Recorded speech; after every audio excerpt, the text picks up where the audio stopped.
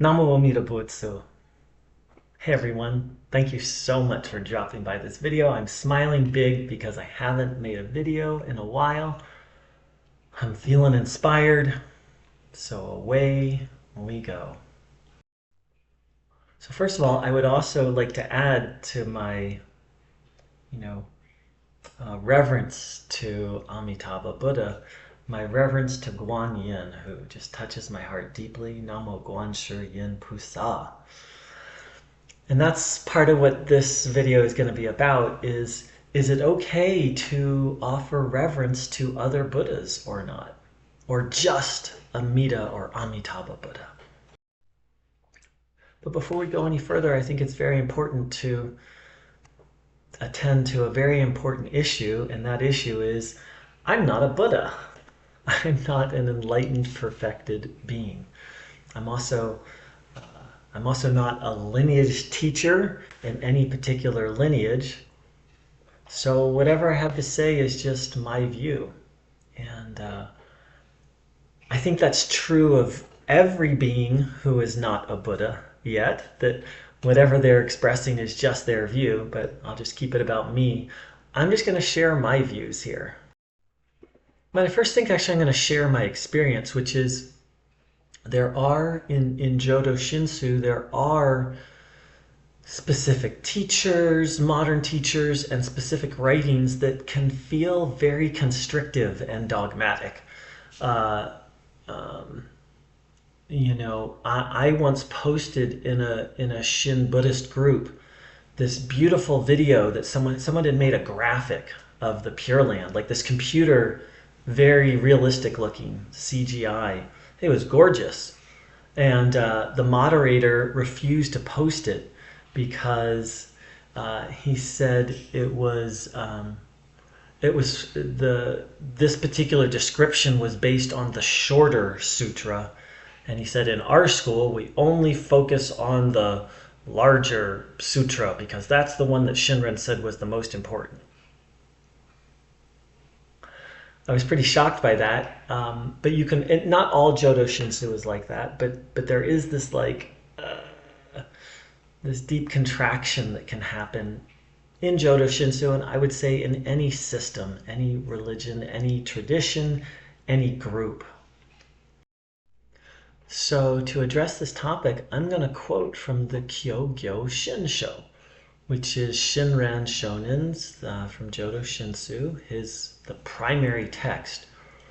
And in this text, a large part of this text is actually Shinran quoting other Buddhist teachers. So this is from the chapter on practice. It's about a third of the way down, and this is the part where Shinran is quoting Nagarjuna.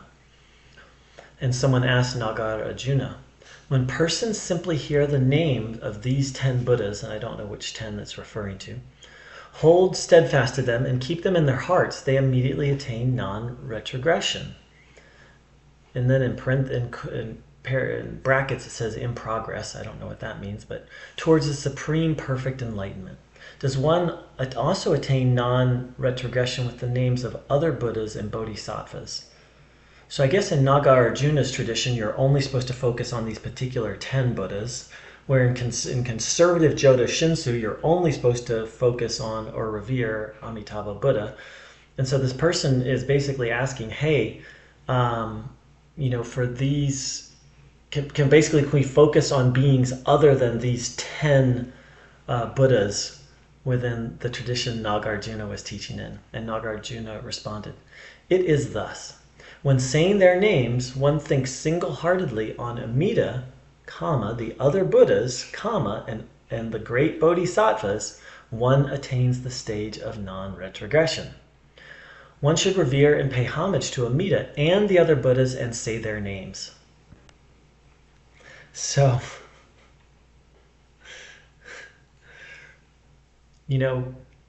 Shinran quoted this, but to share this in very conservative Jodo Shinshu, it would be like blasphemy, kind of to quote Shinran. It's kind of funny. It's kind of sad. All this comes to the insight I'm having, and I'm not saying it's the truth. It's just I don't want to say is being shown to me, because that sounds like I'm having a revelation from Amitabha, but what's feeling clearer to me is that when we're talking about other power Buddhism, whether it's Jodo Shinshu or any other form of other power Buddhism, that there's two stages. There's two primary stages. The first is what's called unsettled Shinjin, unsettled faith, or unsettled in trusting. And then there's settled in trusting. And so in the settled in trusting phase, Renyo just talks about that we just say Namo Amida Butsu constantly out of gratitude. Or it's more like Amida Buddha through us says that constantly. And in the unsettled phase, there's just a lot of confusion, especially in these conservative Jodo Shinshu, or a lot of like tension. And in the unsettled phase, what comes to me is that we should aspire for rebirth in the Pure Land, which is really an exact quote from Shinrin, and then say the Buddha's names and Buddha's names, whichever Buddha we feel drawn to. Of course, this flies in the face of orthodox Jodo Shinshu, but as I've shared before, I'm not orthodox Jodo Shinshu. And the thing is orthodox Jodo Shinshu actually really contradicts, in my view, Shinrin a lot. As I'm saying all this, I'm just like, this is a lot of words and a lot of concepts, and he said this and he said that, and the long and short of it is, for me, it just comes down to trust. I'm not able to trust perfectly in other power. And so I just do things that feel good, and I do things that feel like they're moving me along towards that complete entrusting. And I've really gotten clear as of late that a lot of what we've been taught as Shin Buddhism or Jodo Shinshu is really just an interpretation. And some of that interpretation is very contradictory to what Shinrin actually wrote. For example, I just learned deep listening. Shinrin didn't talk about deep listening a single time. That phrase was first used by Shinrin's grandson, and then it was heavily talked about by Renyo. So, you'll hear things like, in Jodo Shinshu, the only practice is deep listening. Well, Shinrin didn't teach that. In fact, he taught very different, and even Renyo doesn't teach that. Renyo says there's 5 things you need to do to attain Shinjin. So all this is say is, I'm just getting less and less interested in following somebody else, and more interested in just trusting in other power. I read other people and I reflect on it, but I just don't take Shinrin's words or Renyo's words or Nagarjuna's words as like gospel. I was raised Christian, so like as the absolute truth. I just take it as something for me to reflect on, and that ultimately the awakening process is guided by other power, who I just really relate deeply to Amitabha Buddha. And I believe this is true of anyone following any path, whether Amitabha, whether Dharmakaya, whether Amitabha or Dharmakaya is like the supreme truth, or whether God, some type of, I don't believe in a, bearded guy in the sky, but,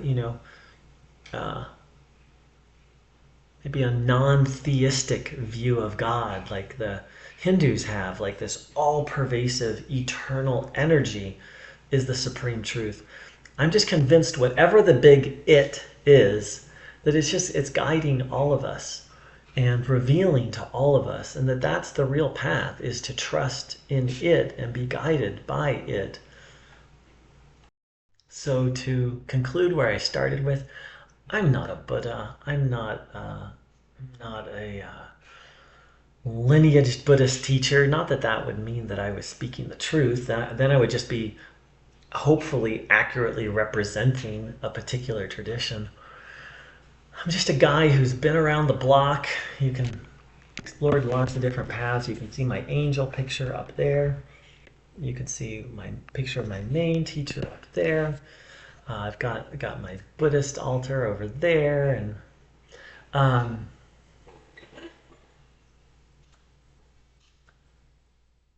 just becoming more and more. I just don't have. I love organized religion. I don't like the rigid part of it. Like lately, I've been going to Catholic Mass of all things, and just fundamentally not believing in the paradigm that's taught there, but experiencing a lot of benefit, and really feeling the spirit or Amitabha's light or whatever you want to call it, the sacred presence. And so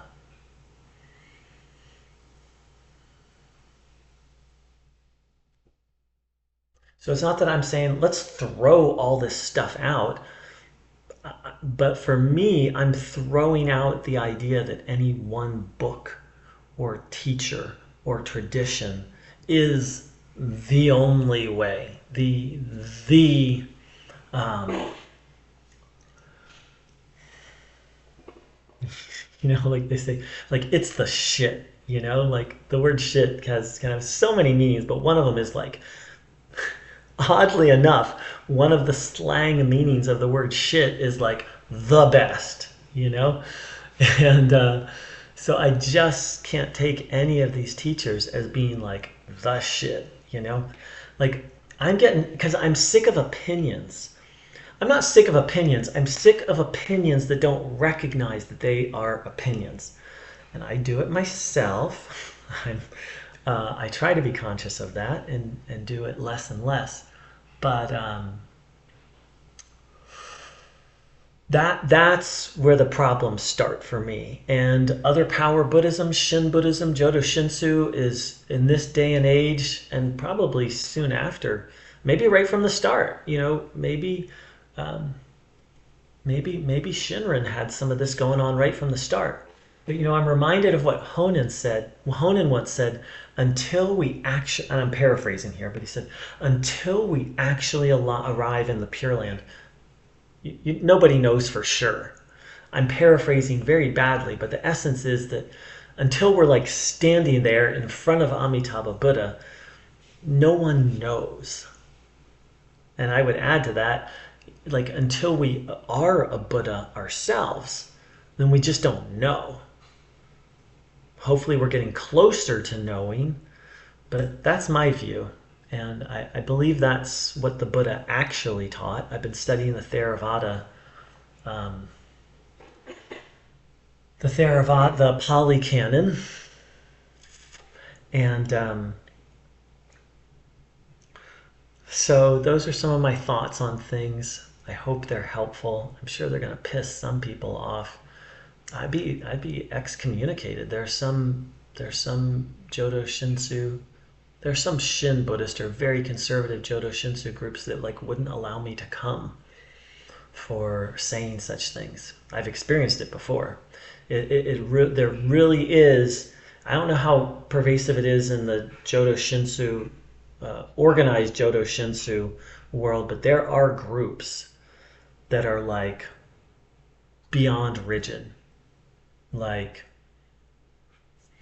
here's the truth, don't say anything outside the truth or you'll be attacked. And if you do it often enough, you'll get kicked out. So that's a deal breaker for me. Like at least the Catholics will let me go worship with them even if I don't believe. And obviously I'm respectful. I don't go like talking about reincarnation after Catholic Mass, and I don't go there to correct them, because who am I to correct them? I'm not a Buddha. So those are a few of my thoughts. Again, I hope they're helpful. In the spirit of everything I just said, I'd like to say Namo Guan Shi Yin Pusa. Let's think if I can remember a few old mantras. Nam Myoho Renge Kyo. Om Mani Padme Hum. I feel like I'm being naughty right now. Om A Siti Garbha Telang Hong. That's the Siti Garbha Buddha who took a vow to remain in the hell realms until the hell realms are empty. Talk about a Buddha that's worthy of reverence. To go and live in the hell realms until they're empty. And last but not least, to my favorite Buddha, Namo Amitabha Buddhaya. Thanks for joining in, beautiful beings.